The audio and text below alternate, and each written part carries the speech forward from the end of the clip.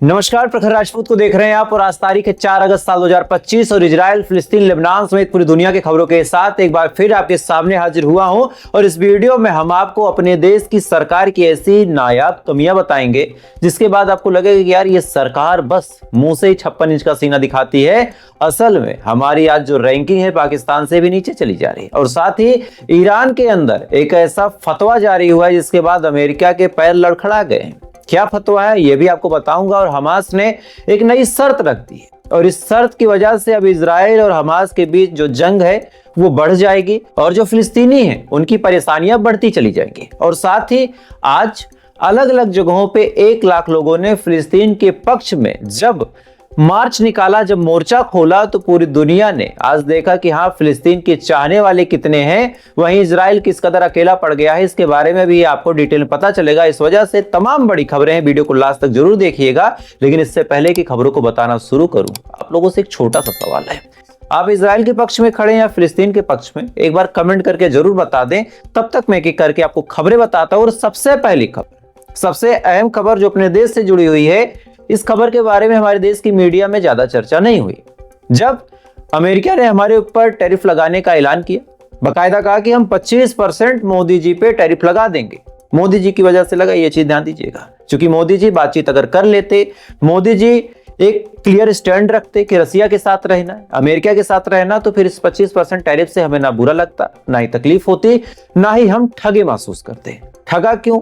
4 दिन पहले तक ट्रंप और मोदी एक दूसरे से दोस्ती का राग अलापते थे। हमारे लेजर आई जयशंकर साहब कहते थे कि पूरी दुनिया खड़ी हो जाए ट्रंप के आगे, हम बैठे रहेंगे, हम आंखों में आंखें डाल के बातचीत करेंगे। तमाम बड़ी बड़ी खबर आई। लेकिन अब क्या, अमेरिका ने 25% टैरिफ लगा दिया। लगाने के बाद चलिए हमने बर्दाश्त किया कि होगा, भाड़ में जाए अमेरिका, हमें कोई खास काम नहीं है। लेकिन अब अपडेट निकल के सामने आई कि भारत पे तो 25% लगा, लेकिन भारत के दुश्मन पाकिस्तान पे 19% लगा। और इसी के बाद पाकिस्तान के साथ तमाम बिजनेस साइन करने के बाद अमेरिका कर रहा। अब भारत के प्रधानमंत्री से यह सवाल बनता है कि भाई साहब, चलिए पाकिस्तान अमेरिका से बातचीत कर रहा है, अमेरिका के साथ वो बिजनेस करेगा, वो तो ठीक है, हम किसके साथ करेंगे? अगर हम अमेरिका के साथ नहीं करेंगे, अमेरिका से हमारे ताल्लुकात गड़बड़ हो रहे हैं, वो बात तो हम समझ रहे हैं, उसमें हम आपकी कोई गलती दे भी नहीं रहे। लेकिन क्या हम रसिया के साथ उसी मुस्तैदी के साथ खड़े? क्या रसिया के साथ हम वैसे ही बिजनेस करेंगे जैसे पाकिस्तान अमेरिका के साथ करेगा? या फिर कभी हम रशिया की बात करेंगे, कभी हम अमेरिका की बात करेंगे और बीच में बिन पेदी के लोटे जैसा इधर उधर फटकते रहेंगे? ये सवाल है। क्योंकि आज चाइना ने भी बड़ा साफ कह दिया कि हम रशिया से तेल लेंगे, रशिया से बिजनेस करेंगे, अमेरिका को बुरा लगता है तो लगे। अब अगर इसने कह दिया, और यहां पे एक चीज आप सोचिए कि पाकिस्तान आज चाइना का भी खास बन गया, आज अमेरिका का भी खास बन गया, आज चाइना से भी पैसे ले रहा, अमेरिका से भी बिजनेस कर रहा, और एक हम हैं ना, हम अमेरिका से कर पाए, चाइना से हमारे ताल्लुकात गड़बड़ हैं, रशिया के साथ हम खुल के बोल नहीं रहे, तो आखिर हम जा किसके साथ रहे? ये सवाल अहम है और हमारे देश के प्रधानमंत्री को इस सवाल का जवाब देना चाहिए। क्योंकि ये अकेले उनका मामला नहीं है, उनके पीछे 140 करोड़ की आवाम खड़ी है और इस बात को उन्हें ध्यान रखना पड़ेगा। खैर, अगली खबर का रुख करते हैं। और अगली खबर अब आपको गजा की बताऊंगा। गजा में हमास ने एक अहम डिमांड कर दी। हमास ने कहा कि हम अब सीज फायर की बातचीत तभी करेंगे, हम नेगोशिएशन की बात तभी करेंगे जब गजा के अंदर 250 के करीब मदद की ट्रक घुस पाए। अब एक चीज आप समझिए, और इस चीज पे आप मुझे गाली भी देंगे, लेकिन ये सवाल उठाना मेरा काम है। हमास ने जब ये बात बोली कि 250 ट्रक आए, तो सुनने में बड़ा अच्छा लगा, सुनने में बड़ी खुशी हुई कि चलो हमास जो है वो फिलिस्तीनियों के हक की बात कर रहा, फिलिस्तीनियों को खाना नहीं मिल रहा। लेकिन बड़ा सवाल फिर ये निकल के सामने आता है कि अगर हमास बातचीत नहीं करेगा, हमास वहां पे नेगोशिएशन नहीं करेगा, हमास जाके सीज फायर की बात नहीं करेगा, तो इसमें इजराइल का नुकसान क्या है? क्या सच में इजरायलियों को हमास से कोई नुकसान पहुंच रहा है? ये सवाल मैं आपसे पूछूंगा। हाँ, ये मानता हूं कि 2, 4, 6, 10 लोग को मारने का काम हमास कर रहा है, 10, 20, 100 लोगों को रोज मार दे तब भी कोई खास फर्क नहीं पड़ता, क्योंकि हजारों की तादाद में तो फिलिस्तीनी मारे जा रहे हैं। तो एक तरफ अगर 10 मर रहे हैं और एक तरफ 100 मर रहे हैं, तो जाहिर सी बात है जिसकी तरफ 100 मर रहे हैं नुकसान उनका ज्यादा है। आज फिलिस्तीन के पास खाना नहीं है, आज फिलिस्तीन के पास अपना पानी नहीं है, फिलिस्तीन के पास कोई अनाज नहीं है, कोई दवा नहीं है, कोई हॉस्पिटल नहीं है, कोई फ्यूल नहीं है। तो ऐसे हाल में सबसे ज्यादा नुकसान फिलिस्तीनियों का है और इस बात को हमास शायद नहीं समझ रहा, क्योंकि जिस हिसाब से वो जिद पे अड़ा है, क्योंकि अभी कुछ टाइम पहले जब सऊदी अरब ने बाकी कंट्रीज ने कहा कि हमास हथियार छोड़े, तब हमास ने कहा हम हथियार नहीं छोड़ेंगे। हमें भी लगा भाई ठीक है, सशस्त्र तरीके से प्रदर्शन जारी रहेगा। लेकिन अब बड़ा सवाल निकल के सामने आता है कि अगर हमास बातचीत नहीं करेगा, अगर नेगोशिएशन नहीं होगा, तो फिलिस्तीनी कब तक मरेंगे? कब तक फिलिस्तीनियों की लाशों पर रोटी सेक के हमास और इजराइल आपस में बातचीत करेंगे? कभी इस एंगल से भी आप सोचने की कोशिश कीजिए कि हमास बातचीत नहीं कर रहा तो इसमें नुकसान किसका है, इजराइल का है या फिर फिलिस्तीन का है? क्योंकि हम हमास के लिए बात नहीं करते, हम फिलिस्तीन के लिए खड़े। ये बात आपको याद रखनी पड़ेगी। कभी ऐसा ना हो कि हम फिलिस्तीन का पक्ष लेते लेते इस बात को ही भूल जाएं कि फिलिस्तीन की जिंदगी हमास की जिद से ज्यादा कीमती है। खैर, अगली खबर का रुख करते हैं और अगली खबर पाकिस्तान से फिर निकल के सामने आ रही है और ये खबर ईरान के लिए है। ईरान को अब शायद पाकिस्तान ही न्यूक्लियर वेपन देगा। क्यों? एक आप स्टेटमेंट देखिए। पाकिस्तान के जो प्रधानमंत्री, उन्होंने कहा कि ईरान एक अच्छा खासा पुराना देश है, कई सालों से यहाँ डेमोक्रेसी चल रही है, कई सालों से इसने आज तक किसी के ऊपर कोई अटैक नहीं किया, किसी की जमीन कब्जा नहीं की, कहीं जंग की शुरुआत नहीं की।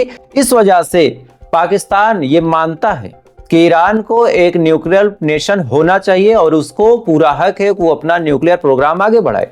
अब ये बात जब पाकिस्तान के प्राइम मिनिस्टर बोल रहे हैं तो क्या जाहिर सी बात है कि हवा में बोल रहे हैं। क्योंकि जब ये बात उन्होंने बोली तब सवालिया निशान ये भी खड़े होते हैं कि भाई अगर पाकिस्तान ये बात एक्सेप्ट कर रहा है कि ईरान के पास न्यूक्लियर पावर होना चाहिए तो क्या कोई मदद करेगा?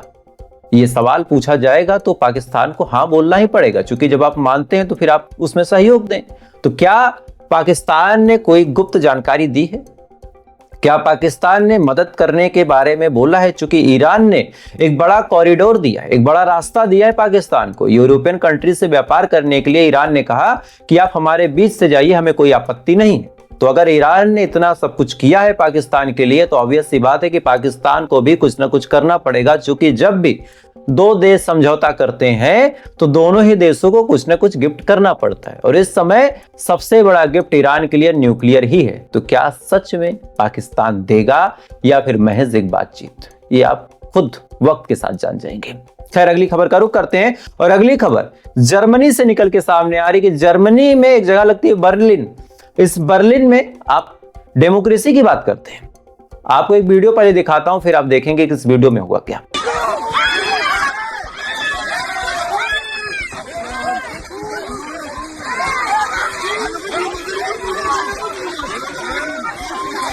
बर्लिन के अंदर ये वीडियो अभी आपने जो देखा, इस वीडियो में हजारों की तादाद में लोग फिलिस्तीन के पक्ष में खड़े थे। हजारों की तादाद में लोग फिलिस्तीन के साथ कंधे से कंधा मिला के ये बताने की कोशिश कर रहे थे कि भाइयों तुम अकेले नहीं हो, हम तुम्हारे साथ खड़े। मजबूर हम कुछ कर नहीं सकते लेकिन हम दबाव बना सकते हैं, प्रोटेस्ट कर सकते हैं।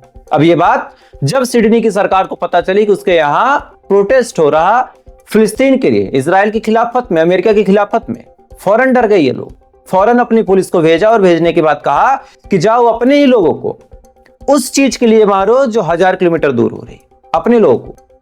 उसके बाद सिडनी की पुलिस आती है, आने के बाद इन प्रोटेस्टर को बकायदा मारती है, लाठियां चलाती है, पकड़ के जेल में डालती है। क्यों? क्योंकि 1000 किलोमीटर दूर एक देश है इजराइल, ये उसके खिलाफ बोल रहे थे। 1000 किलोमीटर दूर एक देश है इजराइल जो गलत कर रहा था, उसके बारे में ये लोगों को आगाह कर रहे थे। आज अमेरिका और इजराइल का खौफ, अमेरिका से दोस्ती टूटने का खौफ, अमेरिका से दुश्मनी होने का खौफ बाकी देशों में इस कदर है कि वो सच्चाई देखने के बाद भी आंखों में पट्टी बांधने पे मजबूर हैं और ऐसा ही कुछ सिडनी की पुलिस कर रही। लेकिन एक जगह पे आज प्रोटेस्ट दबाया गया। उसके बाद आप अगली न्यूज देखिए कि सिडनी में, इससे पहले जो अपडेट मैं दी बर्लिन की थी, सिडनी में ही 90,000 फिलिस्तीनियों ने, 90,000, 10,000 और होते तो शायद 1 लाख, और 1 लाख मतलब आप समझ सकते हैं कितनी बड़ी तादाद होगी। 90,000 के करीब लोगों ने आज सिडनी के अंदर प्रोटेस्ट किया फिलिस्तीन के पक्ष में। प्रो फिलिस्तीनी प्रोटेस्ट था ये। और इससे एक बात पता चलती है, आप एक चीज देखिए, आप किसी भी धर्म के मानने वाले हो, जब तक लोग कुर्बानियां नहीं देते तब तक उनका नाम नहीं कोई याद रखता। इस्लाम को भी इस धरती पे जब कायम होना था तो मोहम्मद साहब ने बड़ी कुर्बानियां दी थी। करबला के मैदान में बहुत कुछ गलत हुआ था, इसके बाद जाके आज इस्लाम का परचम 57 देशों पे लहरा पाया। आप हिंदुत्व की बात करें, सनातन धर्म की बात करें, भगवान राम बन बन भटके थे, जंगलों में गए थे, तमाम मुसीबतों को उन्होंने झेला था, तब आज पूरी दुनिया में उनके लाखों करोड़ों फॉलोअर हैं, लाखों करोड़ों उनको पूजने वाले हैं। तो जब जब मुसीबत आती है तब तब पूरी दुनिया ही फॉलो करने लगती है। सेम चीज फिलिस्तीन के साथ हुई। फिलिस्तीन ने इतनी दर्द, इतनी तकलीफों को झेला कि आज पूरी दुनिया उनके साथ खड़ी है। शायद अगर ये तकलीफ, ये दर्द वो 2-3 सालों में ना झेलते तो जो 57 साल से थोड़ा थोड़ा तिल रहे थे उस चीज का सोल्यूशन ना निकलता। लेकिन आज 1-1 लाख लोग दूसरे देशों में प्रोटेस्ट कर रहे हैं। क्यों? क्योंकि अब सबको दिख रहा कि फिलिस्तीन में गलत हो रहा। क्योंकि एक नियम है कि थोड़ा थोड़ा गलत नहीं दिखता, लेकिन जब इकट्ठे ज्यादा गलत हो जाए तब लोगों को दिखना शुरू होता है। खैर, अगली खबर का रुख करते हैं और अगली खबर चाइना के हवाले से निकल के सामने आई और इस खबर ने तो यार इतिहास बदल दिया। अब चाइना ने दावा कर दिया है और चाइना ने कहा है कि जो कोविड आया था, जो कोरोना आया था, इस कोरोना में चाइना का कोई हाथ नहीं था। सवाल है फिर किसका था? चाइना का कहना है कि कोविड भी अमेरिका ने ही फैलाया था। कोरोना फैलाने का काम अमेरिका ने ही किया था। जानबूझ के लीक करवाया गया ऐसा वायरस। अब यहां पे जिस हिसाब से अमेरिका काम करवाता है ना, डाउट नहीं होना चाहिए और ज्यादा मुझे बोलने की आवश्यकता नहीं है। आप खुद समझदार हैं कि अमेरिका क्या कर सकता है, कितनी लाशों पे वो अपने न्यूक्लियर प्रोग्राम को आगे बढ़ा सकता है, कितनी जिंदगियों को छीन के अमेरिका जो है वो नोबेल प्राइज की बात कर सकता है, कितनी जानें मरवा के अपने हथियारों को बेचने का काम करता है। ये चीजें आपको खूब पता है। किस देश को कब तोड़ के खत्म कर दे अमेरिका, ये बात आप बखूबी जान चुके हैं। तो चाइना ने आरोप लगाया है अमेरिका के ऊपर। अब इसमें कितनी सच्चाई है एक जांच का विषय है और ये जांच कभी पूरी हो नहीं पाएगी क्योंकि अमेरिका है, जांच नहीं होने देगा। खैर, एक और खबर आपको बताता हूं। ये खबर ईरान से आई है और इस खबर में बहुत सारे लोग हैं गलत तरीके से जाएंगे, उनको थोड़ा सा भी सही तरीके पे लाना जरूरी है, खासकर अंधभक्तों को भी। बताते हैं कैसे। ईरान के अंदर 2000 मौलानाओं ने एक साथ एक छत के नीचे बैठ के एक फतवा जारी किया और कहा कि ट्रंप की जान ले लेना गलत नहीं है। अगर कोई ट्रंप की जान लेता है तो वो गुनाह नहीं करेगा, क्योंकि ट्रंप ने इतने हमारे साइंसदानों को, हमारे इतने जर्नलों को मरवा दिया। अमेरिका इजराइल के माध्यम से तमाम काम जब करवा रहा, तो फिर अगर ट्रंप को हम मरवा देंगे तो कोई गुनाह नहीं। अब ये बात जब मैं सुन रहा था तो फिर दिमाग में ख्याल आया कि भाई ये तो मौलाना है, मौलाना का काम तो शांति बताना है। मौलाना तो हमेशा जिंदगी बचाने की बात करे, जान लेने की बात कैसे कर गया? 2000 मौलाना, तमाम सवाल है। लेकिन फिर मैंने अपने धर्म की किताब पढ़ी, अपना भगवत गीता पढ़ा। उसमें एक लाइन लिखी थी और ये लाइन आपने सुनी भी होगी। तब मुझे पता चला यार कि मौलाना साहब तो सही कह रहे हैं।